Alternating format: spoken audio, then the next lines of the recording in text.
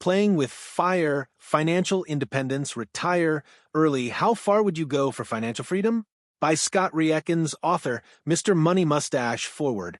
Summary. Playing with Fire will teach you how to be happier with your financial life and worry less about money by getting into the Financial Independence, Retire Early Fire movement. A couple of years ago, my wife and I began looking at what it would take for us to buy a house. Even though I was making a decent salary as an engineer, it was just beyond what we could manage at the time. It was discouraging, but I got to work looking for how to fix this frustrating situation. Since then, I've discovered a lot about what it really takes to become financially healthy. A large part of it is being smarter about your money than just trusting what society tells you is normal. That's why I love Playing with Fire, Financial Independence, Retire Early. How far would you go for financial freedom? This book by Scott Rieckens encompasses a lot of the principles that helped me drop my dead-end job, double my income, and begin to live financially free for the rest of my life. This one will change your life in a big way. This book taught me these 3 important lessons and more. You want to practice the FIRE technique so you can have the freedom to not need to work for money. Wisely investing and aggressively saving your money are the vital components of financial independence. Even if you don't make a lot of money, you can use the FIRE method flexibly for a better life. Are you finally ready to feel relieved about your money situation instead of stressed by it? Let's light your fire. Lesson 1.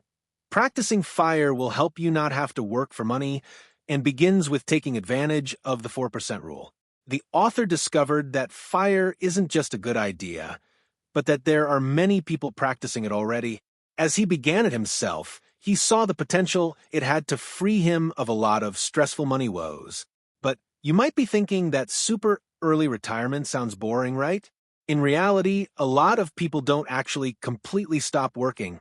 They just use the freedom of not having to work for money for better things, like being flexible with their career, traveling, donating to charity, or pursuing passions. In 2005, a woman named Sylvia had just completed law school and got her first job in New Orleans. Then Hurricane Katrina hit. The aftermath made Sylvia drop most of her possessions and move. This sudden loss of her things motivated a change to a more frugal lifestyle. Working extra on weekends and saving like crazy gave Sylvia the opportunity to try beginning her own law firm. To start with FIRE yourself, find your annual expenses and multiply by 25. That's the amount that if you saved and invested, you could live off of forever because of the 4% rule. This comes from a study that found that only withdrawing 4% of your investments allows you to survive market dips and inflation. If you have $60,000 yearly expenses, for example, you'd need $1.5 million to live only off your investments for the rest of your life. Lesson 2. Financial independence requires that you make smart investments and save aggressively. So you know what the end goal is, but how do you get there? The next step toward financial independence is to look at your finances in detail. You'll need to maximize assets and minimize expenses. Start by tracking where each bit of your money is going. Look at all spending and savings over the last year. With a FIRE mentality, you should aim to save and invest 50 to 70% of your income. A good place to begin is with the main expenses of food, transportation, and housing. The author began traveling after he began his FIRE journey, but lived with family to cut costs. They then found a more affordable city to live in. Biking to work made it possible to only get one car. For this, the blogger behind the FIRE blog recommended looking for used cars in the $5,000 price range, as they don't depreciate as poorly as leased cars. They needed something that could handle the terrain. So they settled for a $7,500 Honda CR-V. Then it came to savings.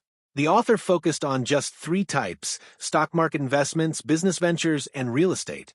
For investing in stocks, it's best to go with index funds as they're cheap and perform at the average of the market as a whole. Even Warren Buffett recommends this over getting a money manager. Lesson 3. The FIRE mentality is flexible and works for anyone regardless of income level. You might be sitting there thinking this all sounds great, but wondering how you can do this with how little you make. The truth is, it doesn't matter what you earn. It's what you do with it that makes the difference. More money might get you to retirement faster, but it's not a requirement for FIRE. One 26-year-old woman from Colorado is a great example. At only 26, she got millennial depression, which is when the idea of being in her job until 65 got her feeling trapped and down. This is about when she heard about and began reading a few FIRE blogs. Between her and Kyle, her boyfriend, they made less than $50,000 a year. But after cutting expenses to only $32,000, they're on track to be financially independent in only 6 years. The core of this mentality isn't to just go crazy with saving and investing. It's more about putting happiness over material possessions. Some people do get pretty wild with their saving plans, but you can be as flexible as you want. I heard someone once compare it to being hot and cold. When it's cold, you can keep adding layers to stay warm. But in a heat wave, you can only take off so much before you start to get into trouble. Money is the same way. You shouldn't expect yourself to just keep cutting expenses like crazy and live happily. Cut some, yes, but focus mostly on increasing your income, saving, and investing. Soon you'll be financially free and ready to retire early.